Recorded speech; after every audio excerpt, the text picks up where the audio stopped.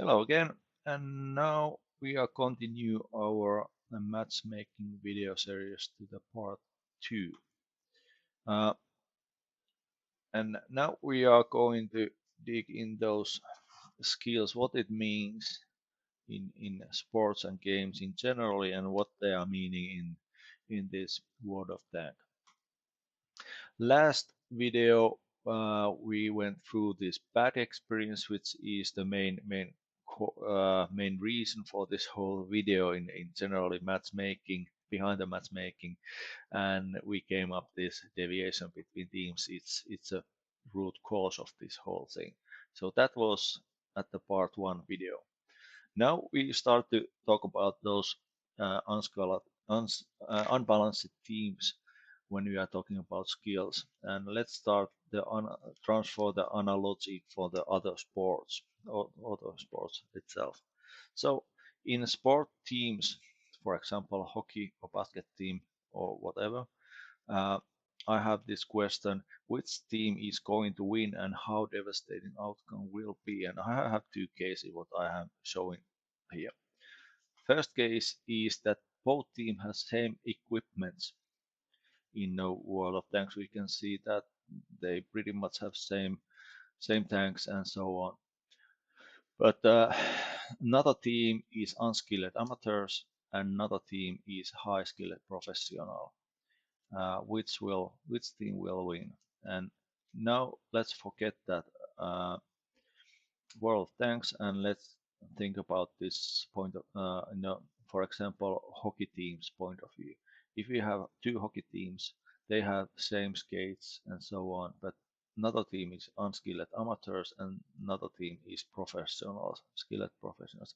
Which team is going to win and which will lose? Uh, Case 2, both teams have same skill level, but another team has bad equipment, and this means that they have equipment, but they are used or also something. Another team has good equipment, new equipment, or whatever. What is the outcome?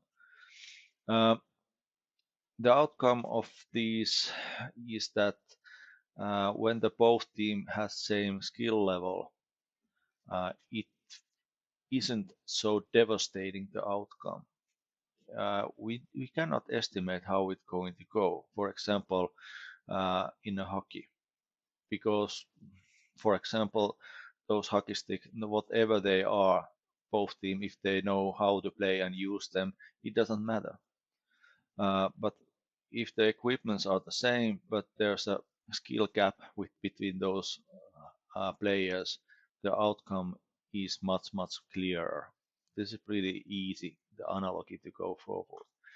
So there's a couple of pictures. On the left, we have this amateur hockey team, and when we are comparing it to the Canadian world champion hockey team, which we will win? This is the question.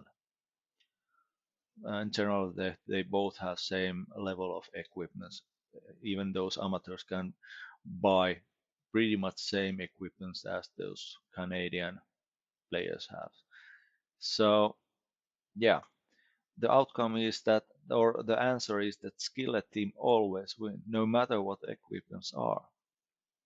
The focus isn't at the equipments, it is on the skills. Well, now we start to build up the skill thing, or the how we can measurement the whole skills in the world of tanks. This is very important to take in this base on this case right now. Um, I have listed again some of things what the people may think firstly, or they see what we can see, or in generally what things we can, what these are the things that we can measurement in the on the skills in the world of tanks.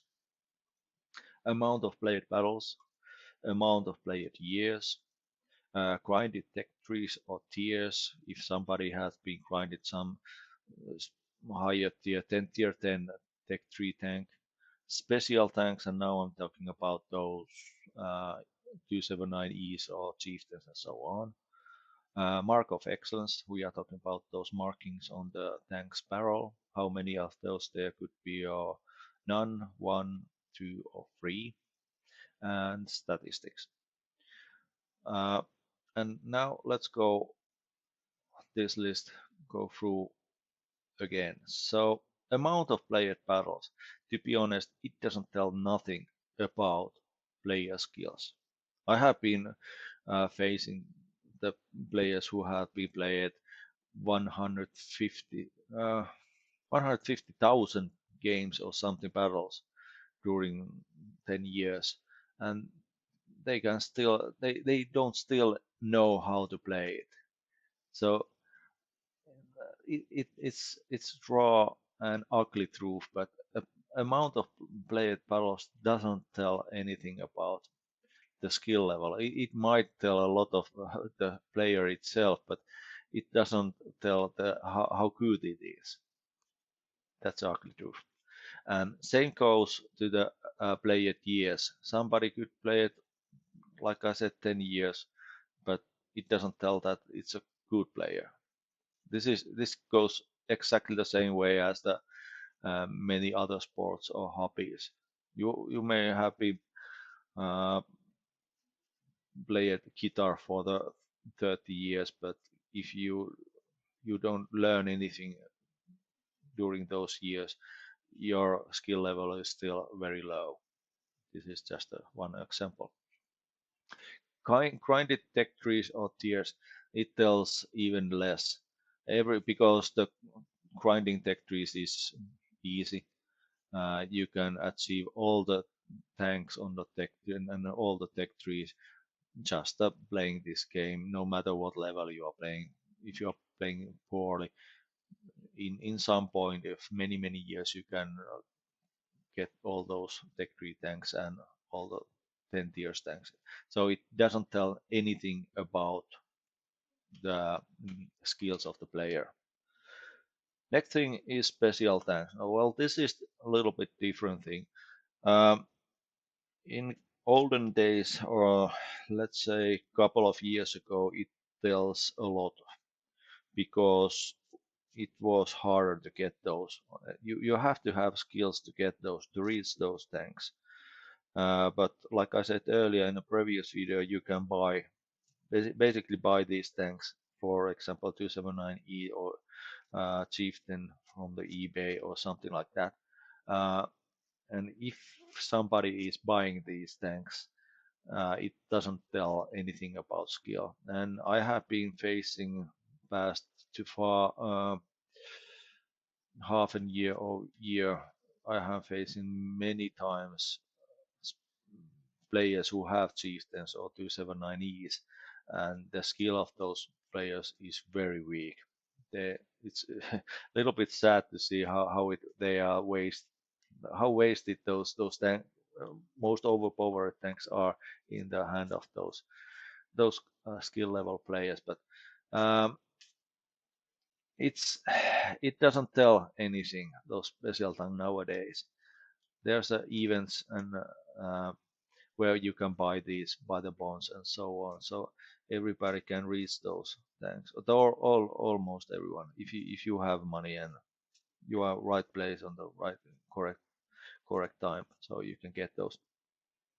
So most of the cases it doesn't tell anything, or in some cases it tell. Again, in some point of view, um, many players who had those special tanks, they have been earned it by their own skills. So if you see 279 players in a battlefield, you could be pretty sure that he is good player when he have got that. He hadn't buy that from eBay or anything.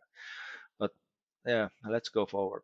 Mark of excellence is pretty good measurement in some point of view, uh, and this depending on the tank and the played battles.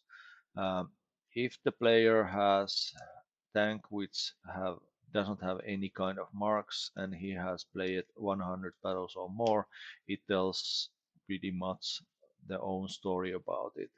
the player isn't that good because the first mark is pretty easy to get. If the player has been played, let's say 50 or less battles on that tank, and he doesn't have the first mark, it doesn't tell still is it bad or good, uh, because during that time he cannot. It's much harder to get that, but uh, the first mark in general is very easy to get. Just play that tank, and about 100 you in a 100 battles or 150 battles you should have that first mark. It's very easy to get. Well, the second mark is much harder, no matter how many battles you are playing. It requires skills to get that. And the third mark is very hard to get. So in the battle, when you are seeing people who has 3 marks on the tank's barrel, uh, you can be pretty sure that he isn't weakest one on the skill level on your team. But in generally, uh, first mark doesn't tell anything, or if there's none of those markings, it doesn't tell anything about skill itself. And obviously, this is related to the tank. Every tank has their own uh, level of to get those markings. Some tanks are very easy to mark, and some tanks are very hard to mark. They requires a lot of different kind of things what you have to do in the many battles to get those free marks or something like that. But it's mark of excellences are some kind of indication about skill, player skills. Statistics. It's something what the many people are saying, or they like to think that it's a made-up thing. It's not a real thing. It's something uh, which doesn't tell truth. But to be honest, statistics work that way that they are just recording the things what the player is doing in the battle, on all the battles what he's doing, and that gives that ugly truth. If somebody doesn't believe statistic, he's believing some dream world or something else. That's a that's ugly truth. That's how I see it. Statistics can be read or people can read statistics wrongly. That's the main reason why the people are sometimes saying that statistics are lying. But it's how you are reading those statistics. That's the main thing. But the statistic itself, it's just a reflection of the player acts and performance. It's collecting data, how the player is acting and how what he is doing in the battlefield and the game. Now, when we are going through these things, we can drop out 4 of the first ones.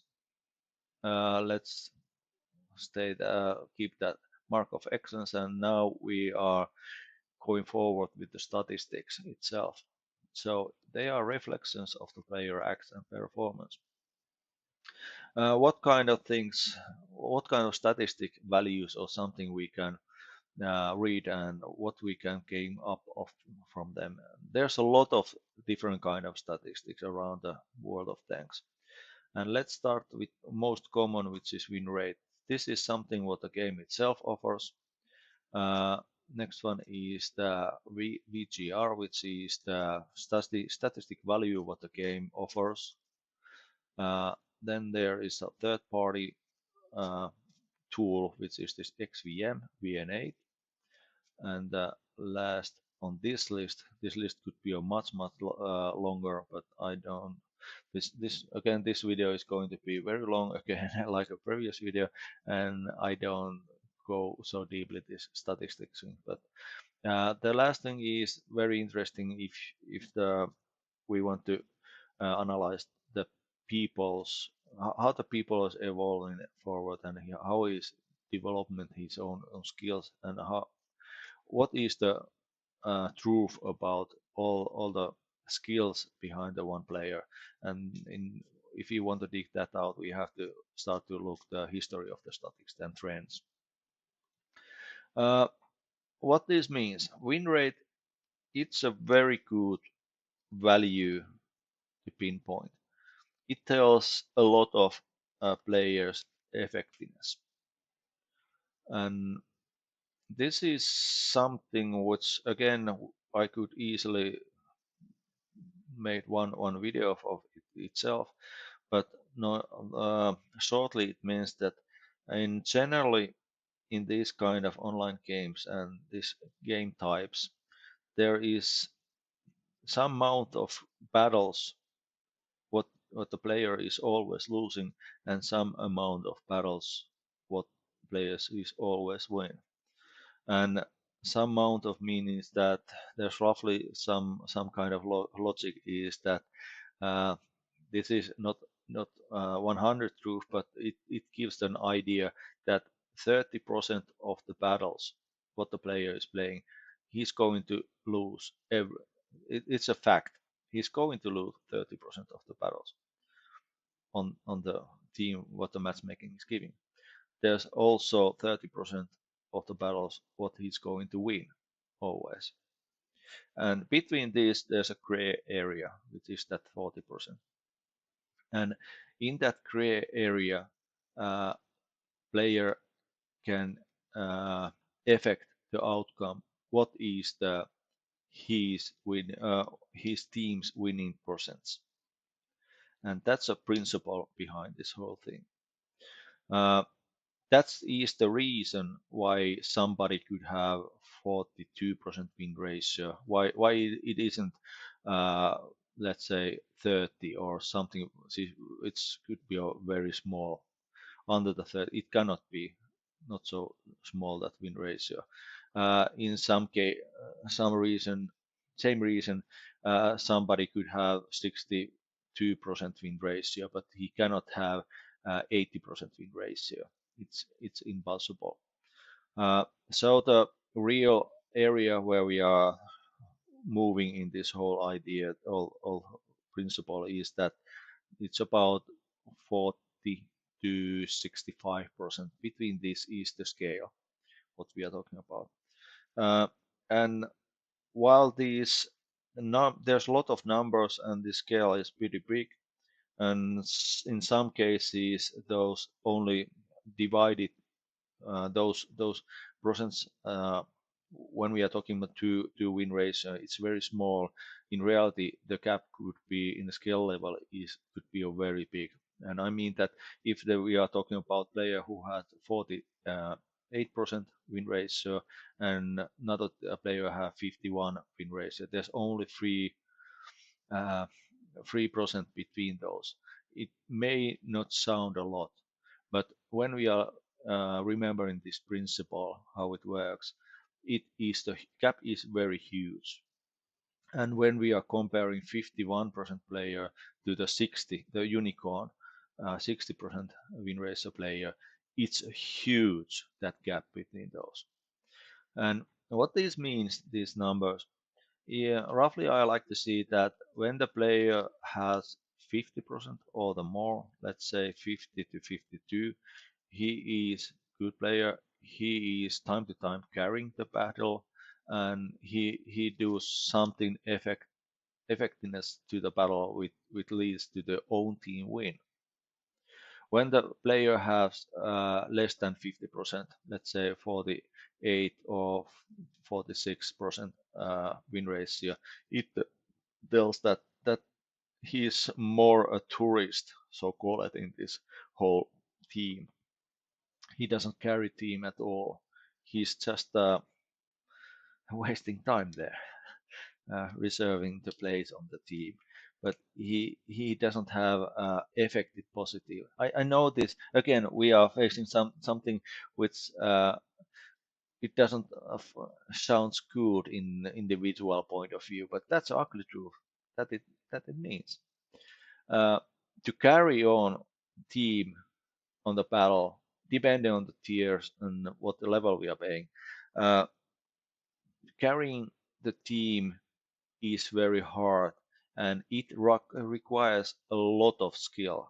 When we are going higher the win ratio, it requires a lot of skills. And this whole thing, win ratio itself, it's uh, related to the amount of battles. If we are looking about new player or player who has new account, let's put that way, and he has started a new account and he has win ratio, let's say 55 or even 60% or something like that, or even more, but he has played only 3000 battles or something. It doesn't tell much in that case, because uh, the tricky thing is that those statistics they ease up by the time. They find their own uh, level, the true level where the player skills are by the time. When the player has been played, let's say 20,000 games, uh, and the win ratio start to show what is the level. The bad thing is that when the player is starting a new account and he isn't good at the beginning, the learning curve of this whole thing is could be a take time. So it can take a lot of, let's say that 20,000 battles before the players start to be a good. But in that point, the win ratio is very low, and the how much the player needs to play those high level carrying battles to get to rise that low win ratio, that the amount of battles it's huge. So win ratio itself, it's a good indicator, but it has very big relation to the amount of battles and the situation. It is related to the situation a lot. So it has their own faults on that thing, but in general, a win ratio is good. When we are talking about, uh, we are looking players win ratio for the short times and so on. How much the player is carrying, how much is the win ratio? It tells how much the player is carrying the team, how much he is doing job to team to win, and to carrying team requires a lot of skills. So it's that point of view, it's very good. Wargaming's own uh, statistics is crap. Uh, it it doesn't tell anything, to be honest. It's collecting data how many battles you have played and how many minutes you have been capping the circle and so on. It doesn't it collecting data which doesn't really requires any kind of skills in that point of view that you are carrying or doing difference for your team. XVM is my favorite and one of the most common statics what the people are using. Um, it's not an idea. Why it's not an ideal? It's that it's mainly collect data from the damage that you are dealing. And to be honest, uh, you can get good XVM value just hanging on the red line and with a big alpha gun and collecting a lot of damage, but you are not to make a difference for the winning. That's the truth.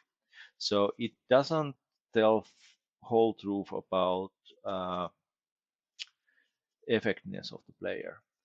But I like it because normally good players or the players who are dealing a lot of damages and they are not camping in the backside on the red line uh, are normally good players too. And it's pretty easy to read those XVM values. And that's something what I'm focusing, and that's something what we are going through on these videos too. Last is that history of statics. Like I said earlier, it's very important and good thing. If you are interested your own or somebody else's uh, development, how the skill is developed from that person and where he's going, that gives a lot of very good information about that. But uh, when we are, that's something what I don't do a lot of. Some cases I have interested some player who has uh, who's good player right now, and I'm interested how he can get those and how he has been changed it, and what is the deal between those. But it's very rare cases. This is example the one thing if you are interested how the somebody have those 279 or chieftains and they play like a crap that they don't in your point of view, they don't deserve those things. You can go the history of the statistics of these players, and you can easily see that there is some changes with tells the truth how it goes. Somebody else has been grinded those thanks for him. Yeah, but let's go forward. A couple of words of that XVM, why I like it, and while it's not the best tool to say about players' effectiveness or skills in big picture. It's a good because uh, there the values behind those win ratios, sorry, XVM values, they always have some kind of correlation between good players and bad players. Uh, Time to time, or every time when I'm seeing comparing and seeing in the battlefield the player who has very good values, his unicom or very good player or green or something, it's funny they act and performance is following them. So there is very strong correlation between the skills and those XVM values. In other hand, if there's a red player who is very weak, uh, I can easily and very fast see that in the battlefield too. So that's the reason why I respect, or respecting it is the wrong word, but that's why reason why I use XVM, because it gives it's not maybe not the most accurate one, but it tells very good direction of the player skills. Let's put that way. Uh, Now let's go backward about these skills, and I have one uh, mind game for you. If you are thinking right now that it's so wrong to talk about those skills, and skills doesn't affect, it isn't the main thing in the world of tanks. That's a bull crap me to talk about it. It's about tanks. If you have good tank, uh, it going to win. It has nothing to do with the skills. Well, let's going backward a little bit and let's go this skill thing. This is very general in the world and life itself. Uh, the game name of the game is Who Will Win. So we have boxing match, and we have this is the one of the boxers in another corner, and he has boxing match against this boxer. So we have roughly about 10 years boxer against Mike Tyson. And now the question is, who will win? This isn't a hard question, to be honest. Well, the answer isn't. I'm pretty sure that no one wants to bet money for this younger kid. And when we are putting those VNH values from it, uh, we can estimate that young boxer is something like 123, so he's a red player. And Mike Tyson, when he was active boxer, probably nowadays too, I don't want to face him in boxing match myself. He's a unicorn, so his value is 4,000. Who will win? No matter what kind of equipment both have. We are talking about straight the uh, character of these players. Sorry, boxers. Well, answer is pretty clear. Well, let's take another gameplay. We have four of these young boxers, and they are boxing against same time against Mike Tyson. The outcome is again really clear. Mike Tyson will win. Let's go forward and let's talk about those hockey teams again.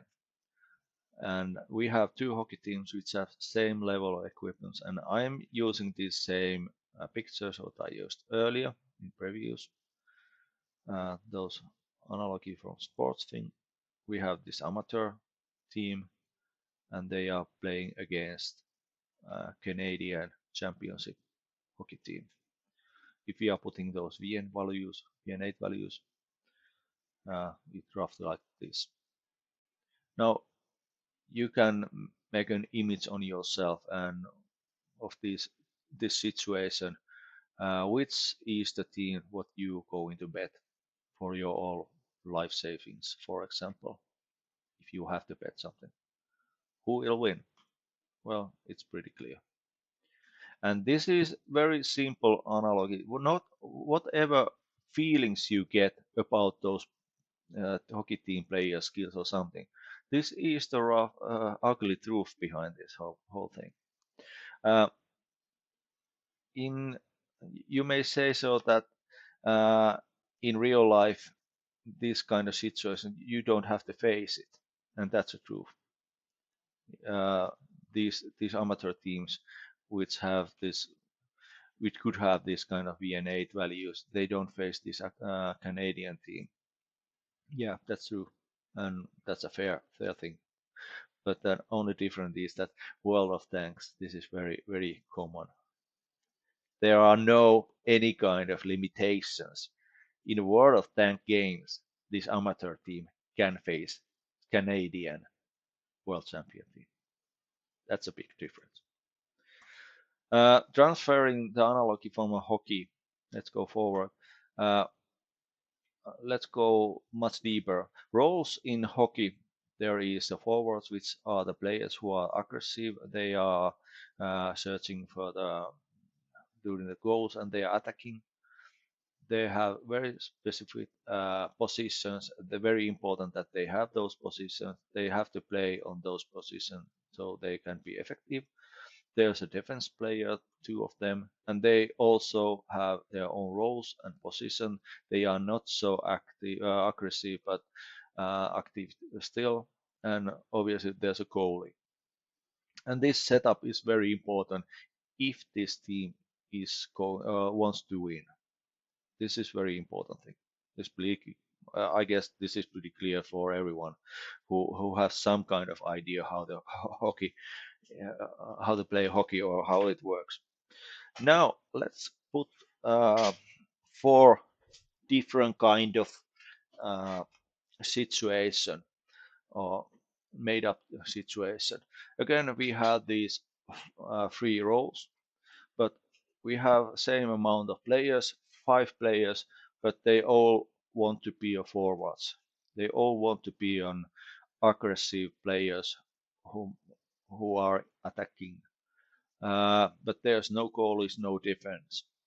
And this is a situation which isn't that rare at the hockey, at the real life. This is those desperate times when the team is losing and they have to have some kind, they have to do some goals.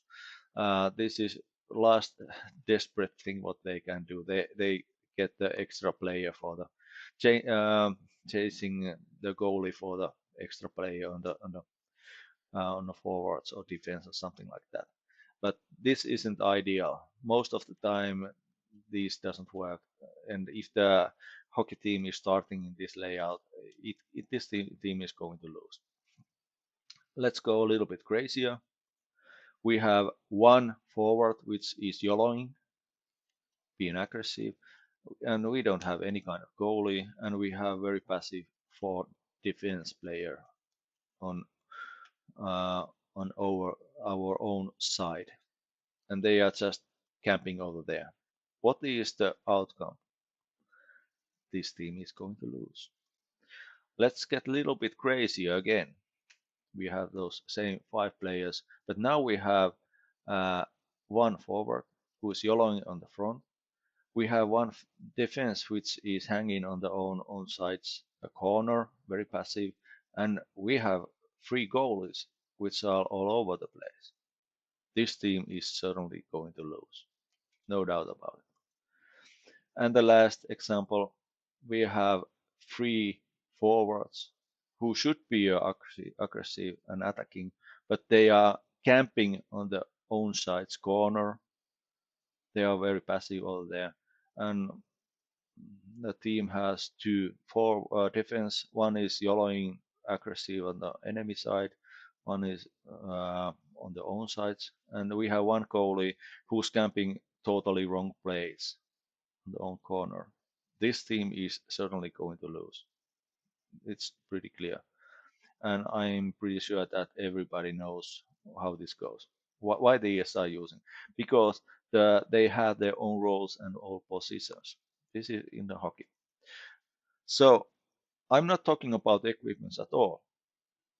There's not single word about equipments of these players. We are talking about how the team is playing. And when we are talking about how the team is playing, we are talking about skills and knowledge. So skilled teams always win because they know how to play. They know their own roles. They don't know own positions where should be in different situations, so on. And now when we are transferring forward this to the World of Tanks game, there's also same kind of roles in the World of Tanks.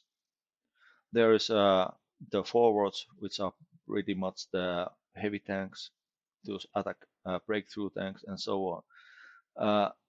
They too have own roles. They have own tank types, and so on. It's very important in World of Tanks.